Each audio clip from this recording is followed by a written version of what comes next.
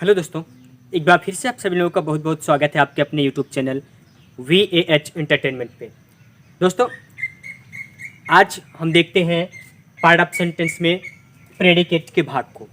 अगर अभी तक आपने सब्जेक्ट के भाग को नहीं देखा है तो पिछले वीडियो में जा कर के आप सब्जेक्ट के भाग को देख सकते हैं। वहाँ मैंने बहुत ही आसानी से आपको सब्जेक्ट के पार्ट को समझाया है। इसके लिए डिस्क्रिप्शन बॉक्स में लिंक दी गई है, आपको डिस्क्रिप्शन बॉक्स में जाना है, लिंक पे क्लिक करना है और आपको सब्जेक्ट का वीडियो मिल जाएगा। अब देखते हैं प्रेडिकेट के भाग को। तो प्रेडिकेट का भाग होता है हेल्पिंग वर्ब, मेन वर्ब और ऑब्जेक्ट। वैसे तो सिर्फ और सिर्फ वर्ब और ऑब्जेक्ट या फिर वर्ब ऑब्जेक्ट और कॉम्प्लीमेंट दिया होता है, लेकिन फिलहाल के लिए मैंने आपके समझने के लिए और आपकी सुविधा के लिए यहाँ फिर लिख दिया है सहायक क्रिया, मुख्य क्रिया और कर्म को। पिछले वीडियो में मैंने बताया भी था कि कहीं कहीं पे होगा कि आपको सहायक क्रिया नहीं मिलेगी, सिर्फ मुख्य क्रिया मिलेगी। तो मुख्य क्रिया और उसके बाद का भाग बताया था वो प्रेडिकेट होता है। तो यहाँ पे मैंने सहायक क्रिया भी लिख दिया है। तो सहायक क्रिया में डू, बी और हैव होता है। डू में होता है डू, डज और डिड, ये सहायक क्रिया मिलेंगी। या फिर बी में होता है is, am, are, was, were. Have में आपको मिलेगा हैज, हैव और हैड।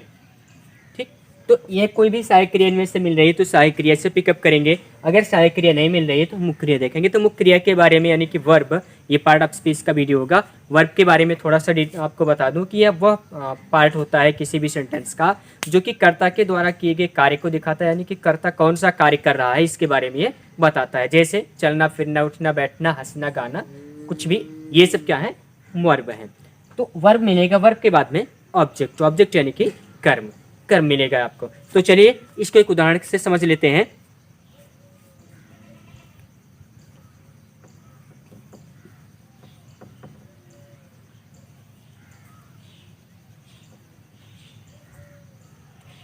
चलिए, लिखा है कि he is going to home, sorry, he is going to home, he is going to home. अभी हमने आपको क्या बताया कि अगर हमको प्रेडिकेट को देखना है तो जहां से सहायक क्रिया, मुख्य क्रिया शुरू हो रही वहां से देखना। तो यहाँ पे सहायक क्रिया शुरू हो रही है, इसके पहले का जो पार्ट हो गया ये हो गया सब्जेक्ट का। हमें सब्जेक्ट की बात नहीं करनी, हमको प्रेडिकेट समझना है। तो प्रेडिकेट में ये इज हो गया हमारा क्या, हेल्पिंग वर्ब। ठीक, उसके बाद में गोइंग यानी कि गो मतलब जाना, जाना क्रिया है तो ये क्या हो गई हमारी मेन वर्ब यानी कि मुख्य क्रिया हो गई। उसके बाद में क्या है टू होम, ये टू होम क्या हो गया, ऑब्जेक्ट यानी कि कर्म हो गया ये। तो इसी तरीके से हम इसको हेल्पिंग वर्ब, मेन वर्ब और ऑब्जेक्ट के रूप में इसको समझते हैं। हाँ, अब बात कर लेते हैं वर्ब के बारे में। तो वर्ब दो तरह की हो सकती हैं, एक ट्रांजिटिव और एक इंट्रांजिटिव। जो हमारी मुख्य क्रिया होगी वो दो तरह की होगी, एक सकर्मक क्रिया, एक आकर्मक क्रिया। सकर्मक क्रिया होगी जिसके साथ में कर्म लगा होगा, जैसे यहाँ पे लिखा हुआ है इज गोइंग टू होम। तो ये टू होम लगा हुआ, ये हमारा ऑब्जेक्ट है, कर्म है, तो इसलिए ये जो क्रिया होगी कौन सी होगी, सकर्मक होगी। अब अगर यही चीज मैंने इसको ऐसे लिखा होता कि ही इज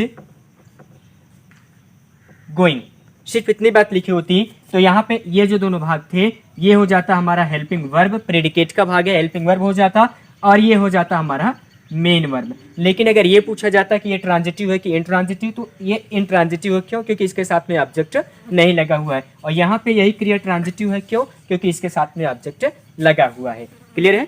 ओके, अब हम समझ लेते हैं प्रेडिकेट के पार्ट में ऑब्जेक्ट आता है और ऑब्जेक्ट दो होता है, एक होता है डायरेक्ट ऑब्जेक्ट और दूसरा होता है इनडायरेक्ट ऑब्जेक्ट। तो इसके बारे में समझ लेते हैं कि डायरेक्ट ऑब्जेक्ट क्या होगा और इनडायरेक्ट ऑब्जेक्ट क्या होगा। यहाँ पे जैसे मैंने लिखा है कि इनडायरेक्ट में ज़्यादातर सजीव आते हैं, हाँ ये कोई फिक्स नहीं है कहाँ सजीव होगा, और ये इनडायरेक्ट में निर्जीव आते हैं लेकिन कोई फिक्स नहीं है कहाँ निर्जीव होगा। कभी कभी जो डायरेक्ट ऑब्जेक्ट होता है ये सजीव भी हो सकता है और ये निर्जीव भी हो सकता है, लेकिन कॉमनली जो लिखा जाता है वो यही लिखा जाता है कि इनडायरेक्ट में क्या आते हैं, सजीव आते हैं, और डायरेक्ट में निर्जीव आते हैं। चलिए उदाहरण से समझ लेते हैं इसको।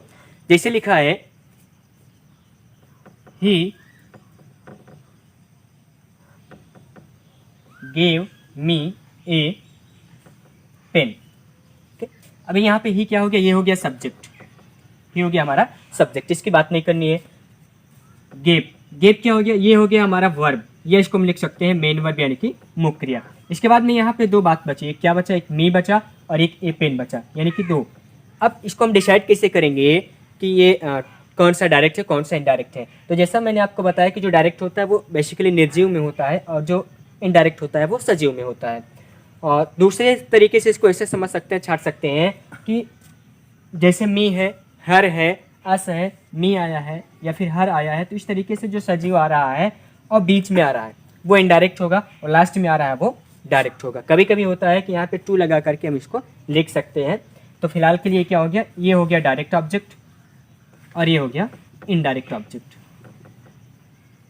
Indirect object. अब इसको अगर दूसरे तरीके से समझे तो इसको ऐसे लिख सकते हैं कि he gave a pen to me.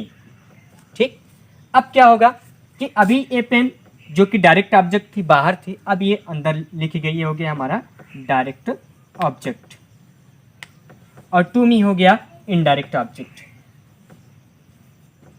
Clear, ये डायरेक्ट ऑब्जेक्ट हो गया और ये इनडायरेक्ट ऑब्जेक्ट हो गया। तो अगर सजीव जो भी ऑब्जेक्ट आ रहा है वो बीच में आ रहा है तो लिखा जाएगा सीधे सीधे, लेकिन अगर लास्ट में आ रहा है तो टू लगा करके लिखा जाएगा। और इनडायरेक्ट में सामान्यतः सजीव आते हैं और डायरेक्ट में निर्जीव आते हैं। मुझे उम्मीद है कि आपको सब्जेक्ट और प्रेडिकेट के ये भाग जरूर पसंद आया होगा और समझ में आ गया होगा। और अब आपको करना क्या है कि आपको चैनल को सब्सक्राइब कर लेना है और जब मैं अगला वीडियो अपलोड करूंगा तो उस अगले वीडियो को पूरा अंत तक देखना है, क्योंकि अभी प्रेडिकेट के पार्ट में जिरंड है, इन्फिनिटिव है या और भी कुछ चीज़ें हैं जो आपको बतानी है। तो अगर आप सब्सक्राइब कर लोगे चैनल को तो बाकी की जो बची हुई प्रेडिकेट के पार्ट्स हैं वो मैं अगले वीडियो में दूंगा, अब आप आसानी से देख पाओगे। Thank you, have a best time.